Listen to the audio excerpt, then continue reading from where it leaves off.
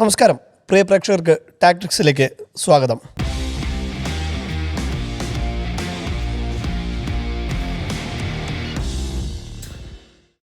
വാവിട്ട വാക്കിന് പിന്നാലെ Manchester United പരിശീലകൻ റൂബൻ അമോറിമിനെ പുറത്താക്കിയിരിക്കുകയാണ്.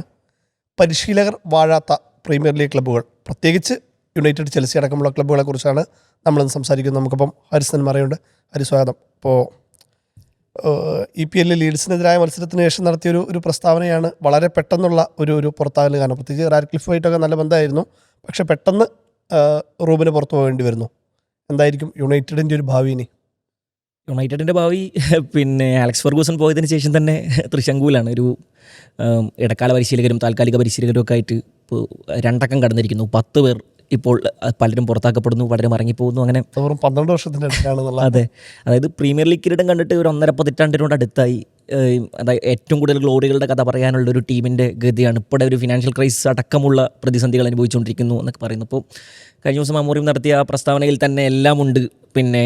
മാനേജ്മെൻറ്റുമായിട്ടുള്ള പ്രശ്നങ്ങൾ മുഴുവൻ ഉറഞ്ഞുകൂടിക്കിടന്ന ഹൃദയമാണ് അദ്ദേഹത്തിൻ്റെത്. അദ്ദേഹത്തിൻ്റെ പ്രതികരണത്തിൽ തന്നെ എല്ലാം ഉണ്ടായിരുന്നു. അദ്ദേഹം പറയുന്നത് ഞാൻ ഈ ടീമിൻ്റെ മാനേജറാണ്. അദ്ദേഹം ഒരു പല ആവർത്തി ആ പദം ആവർത്തിക്കുന്നത് ഞാൻ ഈ ടീമിൻ്റെ മാനേജറാണ്, കോച്ചല്ല എന്ന്. മോഡേൺ ഇടപെടുകയാണ്. ഈ കോച്ച് എന്താണ്, മാനേജർ എന്താണെന്നുള്ള രീതിയിൽ വലിയ രീതിയിലുള്ള ചർച്ചകൾ ഇപ്പോൾ ഭയങ്കരമായിട്ട് വരുന്നുണ്ട്. രണ്ടുപേരുടെയും ചുമതല ഒന്നല്ലേ, രണ്ടുപേർക്കും ഏറ്റെടുക്കേണ്ട ദൗത്യം എന്താണെന്നുള്ള രീതിയിൽ വലിയ രീതിയിലുള്ള ചർച്ചകൾ വരുന്നുണ്ട് എന്നുള്ളതാണ് അതിന്റെ ഭാഗമായിട്ട്. അതെ, അതിൽ പ്രശ്നം എന്താണെന്ന് വെച്ചാൽ ഇവർ മോഡേണറിൽ ഹെഡ് കോച്ച് എന്ന പൊസിഷനാണ് കൊടുത്തേക്കുന്നത്. അപ്പോൾ ഹെഡ് കോച്ചിൻ്റെ ചുമതല എന്താണെന്ന് ചോദിച്ചാൽ ടീമിൻ്റെ പരിശീലക ചുമതല മാത്രമായിരിക്കും അയാളുടെ പണി. അപ്പോൾ റിക്രൂട്ട്മെൻറ്റ് അടക്കം ടീമിൻ്റെ മറ്റു കാര്യങ്ങളിലൊന്നും ഇടപെടാൻ കഴിയില്ല എന്നൊരു വരച്ചതിന് ശേഷം അപ്പുറത്ത് നിർത്തിയിരിക്കുകയാണ് അമോറിമിനെ. അപ്പോൾ സ്വാഭാവികമായിട്ടും അദ്ദേഹം ആ സമനിലയ്ക്ക് ശേഷം വന്നിട്ട് അദ്ദേഹത്തിൻ്റെ ഉള്ളിലുള്ള എല്ലാ ഫ്രസ്ട്രേഷനും തീർത്തുകൊണ്ട് അദ്ദേഹം മുമ്പും ഇതുപോലെ പറഞ്ഞിട്ടുണ്ട്, ഞാൻ ഈ ടീമിൻ്റെ മാനേജറാണ് എന്ന് അദ്ദേഹം പറയുന്നുണ്ട്. അപ്പം മാധ്യമങ്ങൾ ഇത് നോട്ട് ചെയ്യുന്നുണ്ട്. പക്ഷേ ഇത്തവണ അദ്ദേഹം കുറച്ചുകൂടി ഊന്നലോട് കൂടി അത് പറയുന്നത് നമ്മൾ കേട്ടു എന്നുള്ളതാണ്. അദ്ദേഹം പുറത്താക്കപ്പെടാനായിട്ടുണ്ടോ എന്ന് ചോദിച്ചാൽ അതിൽ പല അഭിപ്രായ വ്യത്യാസങ്ങളുണ്ട്. ഇപ്പോൾ മൊത്തം റെക്കോർഡുകളൊക്കെ എടുത്ത് നോക്കിക്കഴിഞ്ഞാൽ അദ്ദേഹത്തിൻ്റെ റെക്കോർഡ് ഒരു 50 വർഷത്തിനിടക്കൊക്കെ മാഞ്ചസ്റ്റർ യുണൈറ്റഡിൻ്റെ ഏറ്റവും വേഴ്സ്റ്റ് കോച്ചുമായിട്ട് ലിസ്റ്റിലൊക്കെയാണ് അദ്ദേഹത്തിൻ്റെ പേര് അടയാളപ്പെടുന്നത്. ഒരു 63 മത്സരം അദ്ദേഹം പരിശീലിപ്പിച്ചു, 23 കളിയാണ് ജയിച്ചിട്ടുള്ളത്. 25 തോൽവികൾ, 18 സമനിലകൾ, 38 മറ്റോ ആണ് വിജയ ശതമാനം. പ്രീമിയർ ലീഗിലേക്ക് വരികയാണെന്നുണ്ടെങ്കിൽ ആകെ 15 മത്സരമാണ് അദ്ദേഹം ജയിച്ചിട്ടുള്ളത് എന്നുള്ളതാണ്. ഒരൊറ്റ കിരീടം പോലുമില്ല. കഴിഞ്ഞ സീസണിൽ 15ാം സ്ഥാനത്താണ് ഫിനിഷ് ചെയ്തത്. ആകെ പ്രതീക്ഷ ഉണ്ടായിരുന്ന യൂറോപ്പ ലീഗിൽ ഫൈനലിൽ കൊണ്ട് കലമുടക്കുന്നൊക്കെ നമ്മൾ കണ്ടു. അപ്പം മൊത്തത്തിൽ ഒരു നെഗറ്റീവ് അറ്റ്മോസ്ഫിയർ ആയിരുന്നു അവിടെ ഉണ്ടായിരുന്നത്. പക്ഷേ ഈ സീസണിലേക്ക് വരുന്ന സമയത്ത് യുണൈറ്റഡ് 6ാം സ്ഥാനത്തുണ്ട്, 5ാം സ്ഥാനത്തുള്ള ചെൽസിയുമായിട്ട് ഒരേ പോയിൻ്റാണ്. അപ്പോൾ ടോപ്പ് 4ലേക്ക് കയറാനുള്ള പ്രതീക്ഷകളൊക്കെ ഉണ്ട്. അപ്പോൾ അമോറിമിനെ പെട്ടെന്ന് പിടിച്ച് പുറത്താക്കേണ്ട ആവശ്യമൊന്നുമില്ല. ഇപ്പോൾ റാഡ്ക്ലിഫ് കുറച്ച് ദിവസം മുമ്പ് ഇങ്ങനെ പറഞ്ഞിരുന്നു, അമോറിമിന് ഒരു 3 വർഷമെങ്കിലും എക്സ്പീരിയൻസ് ചെയ്യാൻ കൊടുക്കണം. ഒറ്റ രാത്രി കൊണ്ട് പൊട്ടിമുളച്ചുണ്ടാവുന്നതല്ല ഫുട്ബോൾ എന്നൊക്കെ പറഞ്ഞിട്ട് റാഡ്ക്ലിഫ് കൊടുത്തൊരു ഇൻ്റർവ്യൂ പുറത്ത് വന്നിട്ട് കുറച്ച് മാസങ്ങളെ ആയിട്ടുള്ളൂ. അപ്പോഴേക്കും അദ്ദേഹത്തിന് ടെന്നർ പൂർത്തിയാക്കാൻ കഴിയാതെ പുറത്തേക്ക് പോകേണ്ടി വരുന്നു. പ്രത്യേകിച്ച് അമോറിമിനെ കുറിച്ചൊക്കെ പറയുന്ന സമയത്ത് അദ്ദേഹം ഭയങ്കര ഇമോഷണലായ ഒരു കോച്ചാണ്, ഭയങ്കര വൈകാരികമായി പ്രതികരിക്കുന്ന ഒരു കോച്ചാണ്, മനസ്സിലുള്ളത് തുറന്നടിക്കുന്ന മനുഷ്യനാണ്. അല്ലാതെ പ്രത്യേകിച്ച് അവിടെ ഒരു ഡിപ്ലോമാറ്റിക് സമീപനമൊന്നും കാഴ്ചവെക്കുന്ന ആളല്ല അദ്ദേഹം. ഗ്രിംസ്ബി ടൗണിനോട് ഈ സീസണിൽ പരാജയപ്പെടുന്നുണ്ട്. അവർ കരബാവ് കപ്പിൽ പുറത്താവുന്നത് അവരുടെ ഹിസ്റ്ററിയിൽ ആദ്യമായിക്കൊണ്ടൊരു 4th ഡിവിഷൻ ടീമിനോട് പരാജയപ്പെട്ട അവർ പുറത്താവാണ്. അത് ഒരു ഭയങ്കര ഞെട്ടിക്കുന്ന തോൽവിയായിരുന്നു. ആ കാലത്തൊക്കെ അദ്ദേഹം പറയുന്നുണ്ട് യുണൈറ്റഡിൻ്റെ ഒരു 1.5 നൂറ്റാണ്ട് കാലത്തെ ഹിസ്റ്ററിയിലെ ഏറ്റവും വേഴ്സ്റ്റ് ടീം ചിലപ്പോൾ എൻ്റെ ടീമായിരിക്കും എന്ന് അമോറിം സമ്മതിക്കുന്നുണ്ട് എന്നുള്ളതാണ്. അപ്പോൾ ഒരുപാട് പ്രശ്നങ്ങൾ അദ്ദേഹവുമായി ബന്ധപ്പെട്ട് പറയുന്നത്, അതിലൊന്ന് അദ്ദേഹത്തിൻ്റെ ഫോർമേഷനുമായി ബന്ധപ്പെട്ട ഒരു പ്രശ്നമാണ്. 3-4-3 ഫോർമേഷനിൽ അദ്ദേഹം സ്പോർട്ടിംഗ് ലിസ്ബൺ റവല്യൂഷൻ സൃഷ്ടിച്ചൊരു ഫോർമേഷനാണ്. അതേ ഫോർമേഷൻ അതേ സിസ്റ്റം അദ്ദേഹം യുണൈറ്റഡിൽ നടപ്പിലാക്കാൻ ശ്രമിക്കുന്നു. അപ്പോൾ 3 at the back എന്ന് പറയുന്ന ആ സിസ്റ്റത്തോട് മാനേജ്മെൻറ്റിന് തീരെ താല്പര്യമില്ല. അപ്പോൾ 4 at the back എന്നുള്ള 4 back സിസ്റ്റത്തിലാണ് അവർക്ക് പ്രതീക്ഷ. പക്ഷേ അമോറിം അദ്ദേഹത്തിൻ്റെ സിസ്റ്റത്തിൽ തന്നെ അങ്ങനെ കടിച്ചു തൂങ്ങിക്കൊണ്ടിരിക്കുന്നു. പലപ്പോഴായി ടീം പരാജയപ്പെടുന്ന സമയത്ത് അവസാനത്തെ കുറച്ച് മത്സരങ്ങൾ അദ്ദേഹം പറയുന്നുണ്ട്, 3-4-3 എന്ന് പറയുന്ന സിസ്റ്റമാണ് എനിക്ക് ശരിയാവുക എന്നത് എൻ്റെ ബോധ്യമാണ്. പക്ഷേ അതിനനുസരിച്ചുള്ള റിക്രൂട്ട്മെൻറ്റുകൾ ടീം നടപ്പിലാക്കി തരണം, എനിക്ക് സമയം തരണം. അവസാനമായിട്ട് എനിക്ക് ബോധ്യമാവുന്നത് ഇതൊന്നും എനിക്ക് കിട്ടൂല എന്ന് അദ്ദേഹം പറഞ്ഞ് ടീമിലെ നിരാശ അദ്ദേഹം പരസ്യമായി ഒരിക്കൽ തുറന്നടിക്കുന്നുണ്ട്. അതിനുശേഷം അദ്ദേഹം ഒരു അവസാനത്തെ 1-2 മത്സരങ്ങൾ എടുത്തു നോക്കിക്കഴിഞ്ഞാൽ വോൾസിനെതിരായ മത്സരം, ന്യൂകാസലിനെതിരായ മത്സരത്തിലൊക്കെ 4 at the back അദ്ദേഹം കളിക്കുന്നുണ്ട്. വീണ്ടും സിസ്റ്റം ഇതിലേക്ക് കൊണ്ടുവരുന്നുണ്ട്. അപ്പോൾ മൊത്തത്തിൽ ആ 3-4-3 സിസ്റ്റത്തോട് ടീമിന് ഭയങ്കര മാനേജ്മെൻറ്റിന് ഭയങ്കര അതൃപ്തി ഉണ്ടായിരുന്നു എന്നുള്ളത് ശരിയാണ്. പക്ഷേ അമോറിം ആ സിസ്റ്റത്തിൽ തന്നെ ടീമിനെ കൊണ്ടുപോകാൻ ശ്രമിച്ചു. അദ്ദേഹം അവിടെ പരാജയപ്പെടുന്നതാണ് നമ്മൾ കണ്ടത്. അപ്പോൾ അങ്ങനെ തുടങ്ങിയിട്ട് ഒരുപാട്, പ്രത്യേകിച്ച് അദ്ദേഹത്തിന് അദ്ദേഹവും പിന്നെ ടീമിൻ്റെ പിന്നെ യൂത്ത് അക്കാദമിയും തമ്മിലുള്ള പ്രശ്നം, അക്കാദമിയിലെ പ്രതിഭകളായ പുതിയ കളിക്കാരെ അദ്ദേഹം വിശ്വാസത്തിലെടുക്കുന്നില്ല എന്നടക്കമുള്ള പ്രശ്നം, അങ്ങനെ തുടങ്ങിയിട്ട് ഒരുപാട് പ്രശ്നങ്ങൾ അവിടെ പുകഞ്ഞുകൊണ്ടിരിക്കുന്നുണ്ട്. പക്ഷേ കുറച്ചുകൂടി സമയം കൊടുക്കാമായിരുന്നു എന്നാണ് എൻ്റെ അഭിപ്രായം. കാരണം ഇപ്പോഴും അവർക്ക് ടോപ്പ് 4ലേക്ക് കടക്കാനുള്ള എല്ലാ പോസിബിലിറ്റീസും അവിടെ ബാക്കിയെടുപ്പുണ്ട്. ഇനി ഒരു ഇടക്കാല പരിശീലകൻ, പിന്നെ ഒരു സമ്പൂർണ്ണാർത്ഥത്തിൽ ഇനി ബാക്കിയുള്ള മത്സരങ്ങളിലേക്ക് കുറേ മത്സരങ്ങൾ ഇങ്ങനെ വരാനിരിക്കുന്നുണ്ട്. അപ്പോൾ ഒരു ഇടക്കാല പരിശീലകൻ പോലെ ഒരാളാണ് ഇനി വരിക, കെയർ ടേക്കിംഗ് മാനേജർ പോലെ ഒരാളാണ് പിന്നെ വരാൻ പോകുന്നത്. സോൾഷറിൻ്റെ പേരൊക്കെ നമ്മളിങ്ങനെ കേൾക്കുന്നുണ്ട്.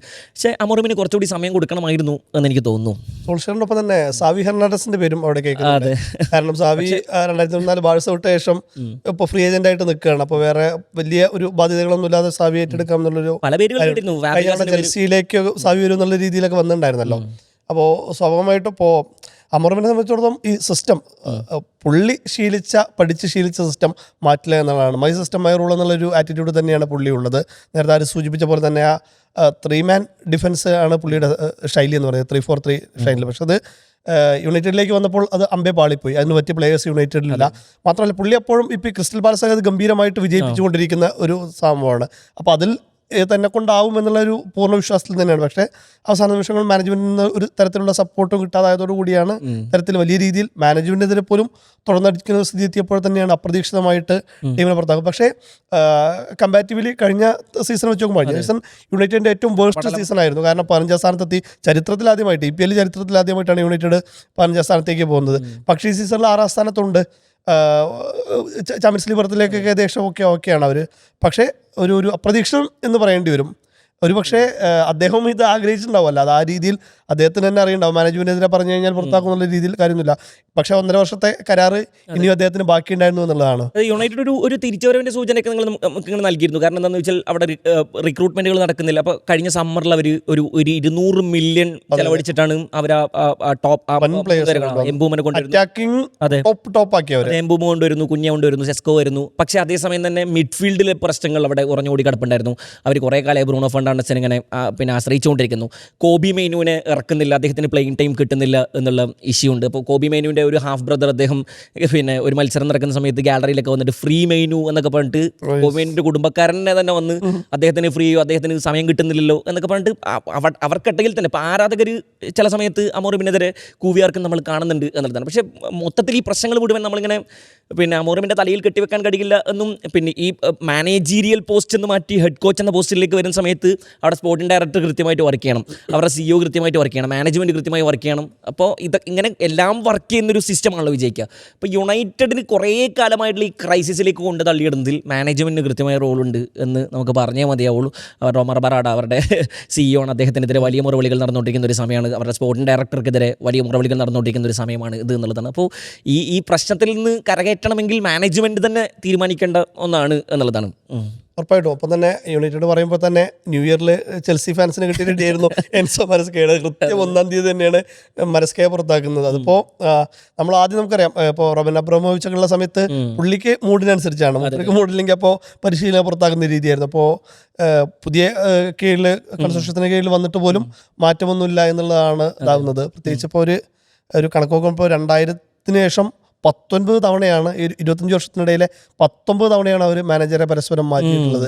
അതിൽ തന്നെ വേറൊരു കൗതുകരമായ സംഭവം എന്ന് വെച്ച് കഴിഞ്ഞാൽ 2000 കോടി പുറത്താക്കിയ മാനേജർമാർക്ക് നഷ്ടപരിഹാര ഇനത്തിൽ മാത്രം ചെൽസി കൊടുത്തിട്ടുണ്ടെന്നുള്ളതാണ് വലിയ രീതിയിൽ. അതിൽ തന്നെ ഇപ്പോൾ ഒരു 350 കോടി അന്റോണിയോ കോണ്ടയെ പുറത്താക്കിയ ശേഷം അദ്ദേഹം നിയമ പോരാട്ടം നടത്തി, ചെൽസി പൈസ കൊടുത്തില്ല, നിയമ പോരാട്ടം നടത്തി 350 കോടി കൊണ്ട് വാങ്ങിയെടുത്ത കാലമൊക്കെ ഉണ്ടായിരുന്നു. അപ്പോൾ അത്തരത്തിൽ ചെൽസിയിലും വലിയ രീതിയിലുള്ള പ്രശ്നങ്ങളാണ് എന്നുള്ളതാണ്. അതെ, എൻസോ മരസ്കയെ സംബന്ധിച്ചിടത്തോളം ഒക്കെ പിന്നെ അദ്ദേഹം വരുന്ന സമയത്ത് ചെൽസിയിൽ ഒരു റവല്യൂഷനാണ് നമ്മളിങ്ങനെ മുന്നിൽ കണ്ടിരുന്നത്. കാരണം കഴിഞ്ഞ പ്രാവശ്യം അവർ കോൺഫറൻസ് ലീഗ് അടിക്കുന്നു, പിന്നെ ക്ലബ് ലോകകപ്പ് നമുക്ക് ബോണസ് ആയിരുന്നു ശരിക്കും. PSG ഇപ്പോൾ നമ്മുടെ നാട്ടിൽ തന്നെ മാധ്യമപ്രവർത്തകരൊക്കെ വലിയ ട്രോളിൽ കയറിയത് ചെൽസി അവിടെ ജയിക്കാൻ പോകുന്ന PSG ആണ്, എത്ര ഗോളിലാണ് നോക്കിയാൽ മതി, അതെ എന്നൊക്കെയായിരുന്നു. അവിടെ നമ്മൾ ചെൽസി ഞെട്ടിച്ചുകൊണ്ട് വിജയിക്കുന്നു, അതൊരു ബോണസ് ആയിരുന്നു. പിന്നെ അദ്ദേഹം ചാമ്പ്യൻസ് ലീഗ് സ്പോട്ട് അടിച്ചു കൊടുക്കുന്നു. അപ്പോൾ മൊത്തത്തിൽ സമീപകാല കോച്ചുകളൊക്കെ വെച്ച് നോക്കുന്ന സമയത്ത് എൻസോ മരസ്ക വലിയൊരു റവല്യൂഷൻ ആകും എന്ന് വിചാരിച്ചാണ് വന്നിരുന്നത്.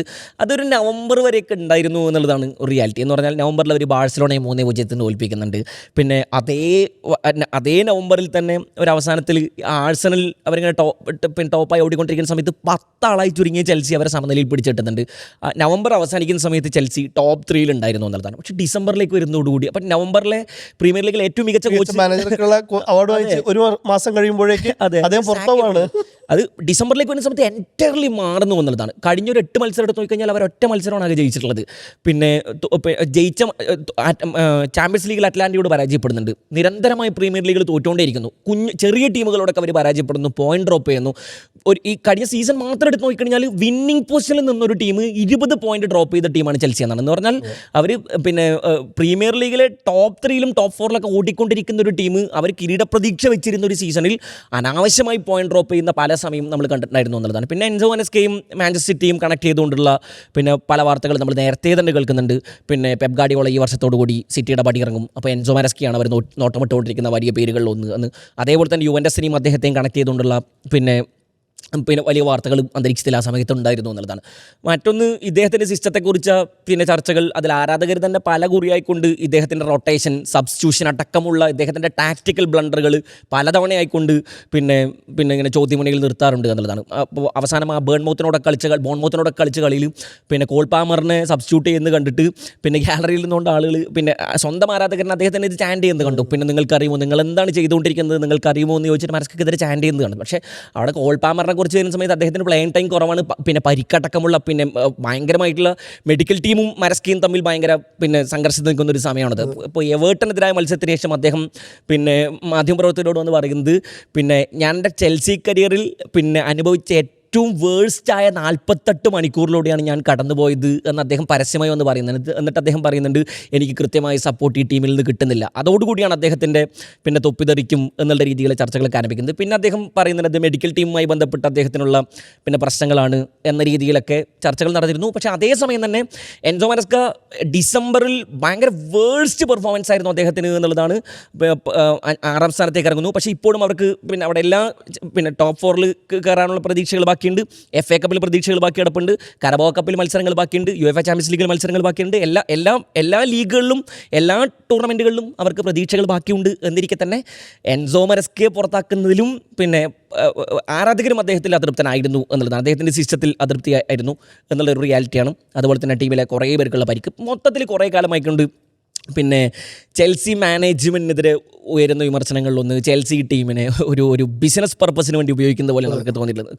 താരങ്ങളെ വാങ്ങുക, വളരെ യങ്സ്റ്റേഴ്സായി താരങ്ങളെ കൊണ്ടുവരിക, വിൽക്കുക, ഇങ്ങനൊരു ഇടപാടാണ് അവിടെ നടക്കുന്നത്. അല്ലാതെ ഇപ്പോൾ ടീമിന് ലോയൽറ്റി കാര്യങ്ങളൊന്നും നോക്കുക. അതെ. നേരത്തെ പറഞ്ഞ റോമൻ ഉണ്ടായിരുന്ന കാലത്ത് പിന്നെ ആ ടീമിൻ്റെ റെക്കോർഡുകൾ മാത്രം നിങ്ങൾ എടുത്ത് നോക്കിയാൽ മതി. 5 FA cup, 5 premier league, 2 champions league, 2 Europa league, അവരുടെ ഹിസ്റ്ററി എല്ലാം ലോങ് ടൈമിൽ ഉണ്ടായിരുന്ന പ്ലേയേഴ്സ് എല്ലാം. അതെ. അപ്പോൾ റോമൻ്റെ എറയിൽ നിന്ന് ഇതിങ്ങനെ മാറുന്നു, മാനേജ്മെൻറ്റ് മാറുന്നു, അവർ മൊത്തത്തിൽ ബിസിനസ് പ്ലാൻ മാത്രമായി മാറുന്നു. അപ്പോൾ ആരാധകർക്ക് എൻസോ മാനസ്കയേക്കാൾ പിന്നെ അവർക്ക് അമർഷം ചിലപ്പോൾ മാനേജ്മെൻറ്റിനോടായിരിക്കും എന്നുള്ളതാണ്. ഞങ്ങളുടെ റോമൻ്റെ കയ്യിൽ നിന്ന് പിന്നെ വാങ്ങിയ ഒരു ടീമിനെ നിങ്ങൾ നശിപ്പിച്ച് കുട്ടിച്ചോറാക്കി എന്ന രീതിയിലാണ് ആരാധകർ തന്നെ പ്രതികരിക്കുന്നത് എന്നുള്ളതാണ്. അപ്പോൾ റൊസിനിയർ അടക്കമുള്ളവരുടെ പേരുകൾ കേൾക്കുന്നത് വരുമെന്നുള്ളതാണ്. റൊസിനിയർ ജോയിൻ ചെയ്തു ടീം, പിന്നെ അടുത്ത പരിശീലകനാണ് ഇന്ന് ഇപ്പോൾ ഉടൻ പ്രഖ്യാപനം വന്നിരിക്കുന്നു എന്നുള്ളതാണ്. അപ്പോൾ അതന്നെ വളരെ പെട്ടെന്ന് തന്നെ ആയിരിക്കും. അപ്പോൾ യുണൈറ്റഡിലേക്കും ഇനി അധികം വൈകാതെ തന്നെ പേരുകൾ വരുമായിരിക്കും. മാത്രമല്ല ഒരുപാട് വാളുകൾ പലരുടെയും തലയ്ക്ക് മുകളിലുണ്ട്. അർണസ്ലോട്ട് അടക്കമുള്ളവർ ഇങ്ങനെ രക്ഷപ്പെട്ടു പോവുകയാണ്. പലപ്പോഴും ഇടക്കാലത്തൊരു ബെറ്റർ പെർഫോമൻസ് വന്നതുകൊണ്ട് ജസ്റ്റ് ഒന്ന് പിടിച്ചു നിൽക്കുന്നു എന്നുള്ളതാണ്. ലിവർപൂളിലും വലിയ രീതിയിലുള്ള പ്രശ്നങ്ങളുണ്ട്. കാരണം അത് ക്ലോപ്പൊക്കെ ഉണ്ടാക്കി വെച്ചൊരു ലെഗസി കീപ്പ് ചെയ്യാന്നുള്ളൊരു വലിയ പ്രശ്നങ്ങളുണ്ടല്ലോ. അങ്ങനെ അത്തരത്തിൽ മിക്ക ക്ലബ്ബുകൾക്കും വലിയ രീതിയിലുള്ള പ്രശ്നങ്ങളാണ് നേരിട്ടുകൊണ്ടിരിക്കുന്നത്. എന്തായാലും നമുക്ക് നോക്കാം ഏതെല്ലാം തരത്തിലായിരിക്കും മാറ്റങ്ങൾ ഇനി സംഭവിക്കാൻ പോകുന്നുള്ളത്. അപ്പോഴും ഈ യുണൈറ്റഡിലും ചെൽസിയിലും പരിശീലകർ ബാക്കിയുള്ള കമ്പാരിറ്റീവ്ലി മറ്റ് ക്ലബ്ബുകളൊക്കെ ഒരു പരിധി വരെയൊക്കെ പരിശീലകർ വാഴുന്നുണ്ട്. പക്ഷേ യുണൈറ്റഡിലും ചെൽസിയിലുമാണ് കമ്പാരിറ്റീവ്ലി വളരെ പെട്ടെന്ന് തന്നെ പോയിക്കൊണ്ടിരിക്കുന്നത്. അത്രയും പാരമ്പര്യമുള്ള അത്രയും ക്ലിയർലി കൺസോർഷ്യം ഏറ്റെടുത്തതിന് ശേഷം തന്നെ അവർ 6 പരിശീലകർ മാറിയിട്ടുണ്ട് എന്നുള്ളതാണ്. അപ്പോൾ സാക്ക് ചെയ്യപ്പെട്ടതടക്കമുള്ള ഈ പുതിയ മാനേജ്മെൻറ്റ് ഏറ്റെടുത്തതിന് ശേഷം എന്നുള്ളതാണ്. സോ ഇങ്ങനെ സാക്ക് ചെയ്യപ്പെടുക എന്നുള്ളത് അവിടെ പിന്നെ നിരന്തര കാഴ്ചയാവുന്നതിൽ ഏറ്റവും പ്രധാനപ്പെട്ട റോളുകൾ ഈ 2 മാനേജ്മെൻറ്റിനും പിന്നെ അതിൽ കൃത്യമായ റോളുണ്ട് എന്നുള്ളതാണ്. അപ്പോൾ അതിൽ അമോറിം തന്നെ മാനേജ്മെൻറ്റിനെതിരെയും കുറച്ചധികം പറഞ്ഞുകൊണ്ട് തന്നെ കർശനമാക്കി പറഞ്ഞുകൊണ്ട് തന്നെയാണ് അവിടുന്ന് പടിയിറങ്ങുന്നത് തന്നെ. നമുക്ക് എന്തായാലും നോക്കാം എന്തായിരിക്കും ഇനി കൂടുതൽ ക്ലബ്ബുകളുടെ ഭാവികൾ എന്നുള്ളത്. ജനുവരിയിൽ തന്നെ പുതിയ പരിശീലകൻ തന്നെ ചാർജ് എടുത്തതുകൊണ്ട് വരുമായിരിക്കും. എന്തായാലും ടാക്ടിക്സ് അവസാനിക്കുകയാണ്. പ്രേക്ഷകർക്ക് നമസ്കാരം.